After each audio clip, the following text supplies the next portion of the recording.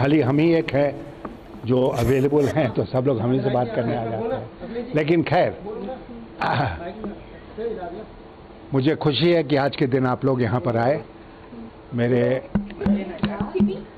उम्मीदवारी के बारे में बात करने के लिए।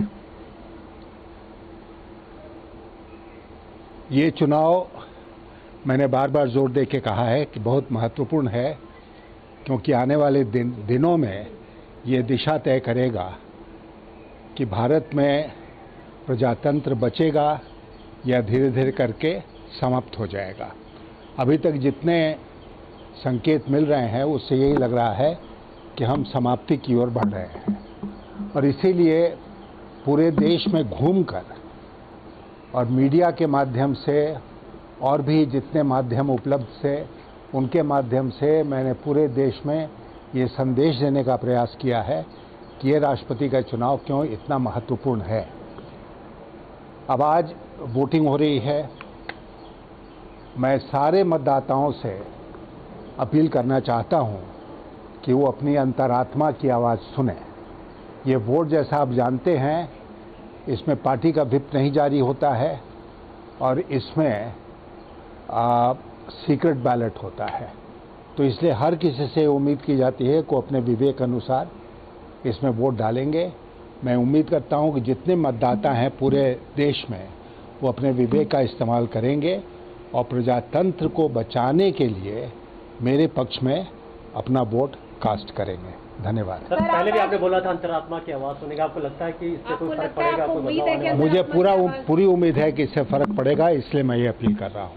सर, बीजेपी बहुत कॉन्फिडेंट है अपने नंबर्स को लेके कि उनके तरफ से जो एनडीए का जो कैंडिडेट है वही प्रेसिडेंट बनेंगे, तो फिर करने की जरूरत क्या है चुनाव?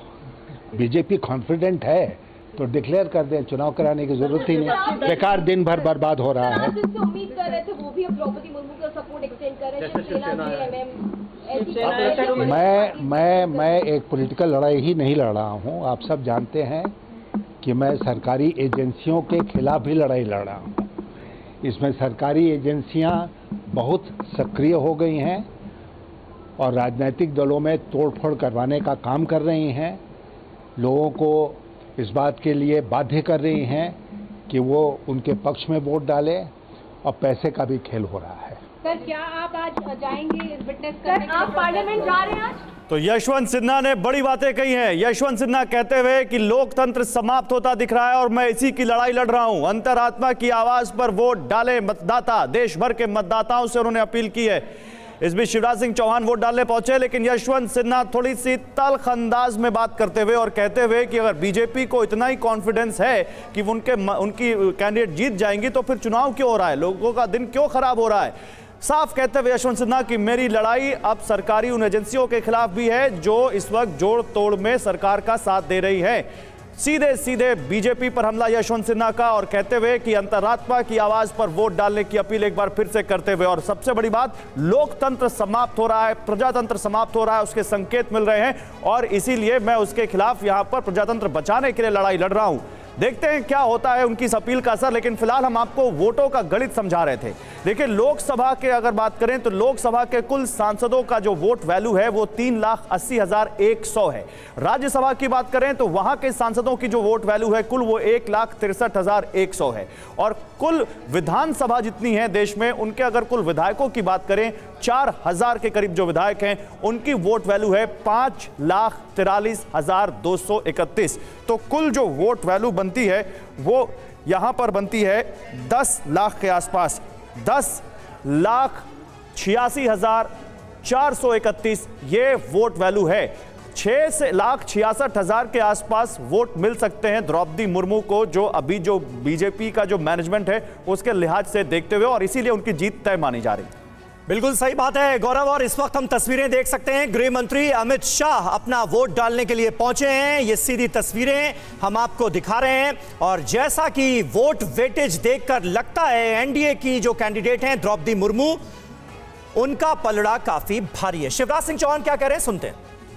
एक आदिवासी बेटी, भारत की बेटी राष्ट्रपति बनेगी, उनको लेके केवल मतदाताओं में नहीं, क्योंकि एमएलए वोट डालते हैं, राज्यों में तो आम जन में भी जबरदस्त उत्साह है और ये भारत के लोकतंत्र की विशेषता है। अलग भाषा, अलग वेश, फिर भी अपना एक देश, एक हमारी बहन जनजातीय समाज से आने वाली अब राष्ट्रपति बनेंगी। उत्साह से उनके पक्ष में मध्य प्रदेश में वोट हो रहा है और मैं तो यही अपील करूंगा कि दलगत सीमाओं से भी ऊपर उठ के हम अंतरात्मा की आवाज पर अपना वोट करें।